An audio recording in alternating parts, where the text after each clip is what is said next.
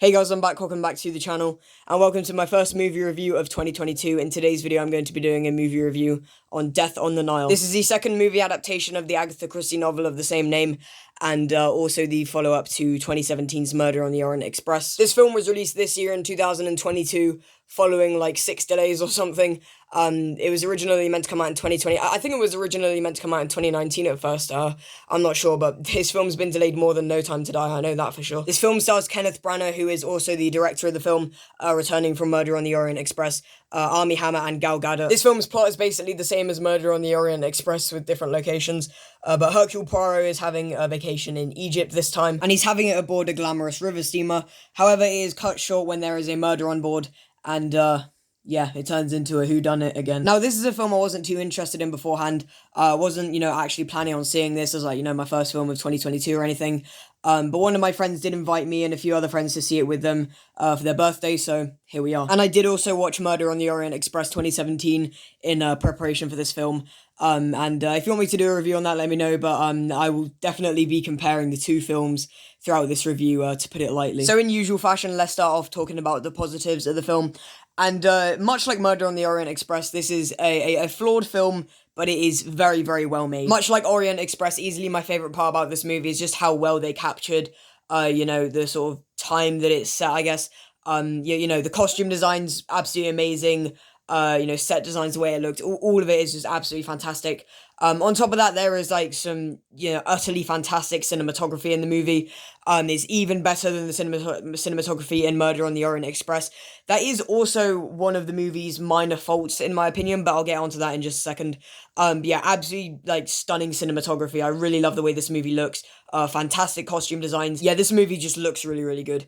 On top of that, the cast as well, really great. I think, Kenneth Branagh, again, he's fantastic as Poirot, and the supporting cast and the rest of the characters are really great. So, yeah, the characters and cast in this movie are fantastic, much like Murder on the Orient Express. I also think that the actual whodunit elements of this movie are better than the ones Murder on the Orient Express. I liked Murder on the Orient Express, but I think the actual whodunit elements of it were a little bit weak. But this one, I think, is much better in that sense. The movie also takes time to set up its characters, so I was invested in what was going on, I was invested in the story, and yeah, I did find myself caring about what was going on, and there are some pretty good character moments in the movie, which makes the, more emotional scenes of the film work a bit better because of that. I also think this movie gets the tone more right than Murder on the Orient Express, because that film had a couple of, jarring tonal changes, especially towards the end.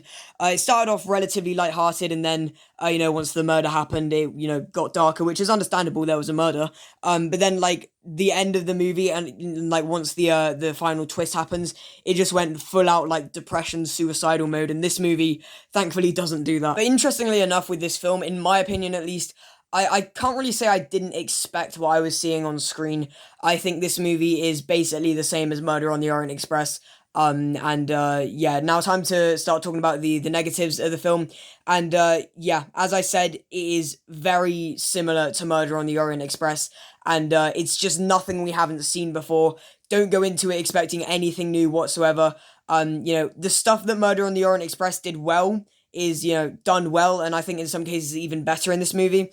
But the stuff that Murder on the Orient Express got wrong, I think is, still problematic in this movie. As I mentioned earlier, the cinematography is second to none, but it's still also kind of a problem with the movie, because at times the cinematography looks, too shiny and too polished. This was also definitely an issue I had with Murder on the Orient Express as well. It's it looks fantastic, but this is a movie set in 1937, and times you're watching it, you're like, oh, the cinematography is great, but does it have to look this good? Does it have to look this shiny? We're watching a movie set in 1937. Also, the movie is surprisingly slow. At the beginning, it is very, very slow, and as I said, it's just doing that to, take time to set up its characters and everything like that, but it is very, very slow at the beginning, and borderline dull, in my opinion. I don't think it is dull, but it is very, very slow paced at the beginning. And as I said, this movie is definitely nothing special. It's all stuff we've already seen before. It is definitely nothing special in any way, and I think because of that, it just feels kind of, generic. And yeah, I just think it feels really generic in so many places, because it's really nothing special. And I love murder mysteries and whodunits, but this does not feel fresh in any way whatsoever. I can't really say I was expecting it to, but it doesn't. So overall, I can't say Death on the Nile is really anything notable. It's definitely all stuff we've seen before. It is very similar to Murder on the Orient Express that came before it.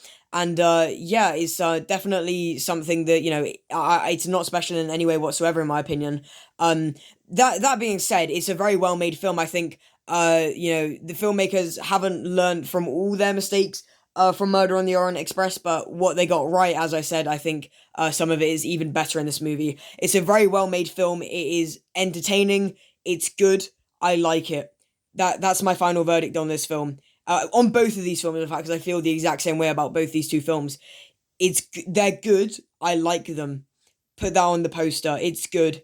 I like it. No further than that, I think that's all of the praise needed for this movie from me. Overall, I'd give this movie a 6.5 out of 10. Exact same score I would give Murder on the Orient Express if you couldn't already figure that out. I'll have to make sure to watch the 1978 original because I haven't even seen the original and this is a remake, and I always hate whenever I watch remakes and not the original. So yeah, thank you very much for watching this review. Feel free to let me know what you thought of the film if you have seen it. Please remember to like, comment, share, and subscribe if you want to. And until next time, bye bye.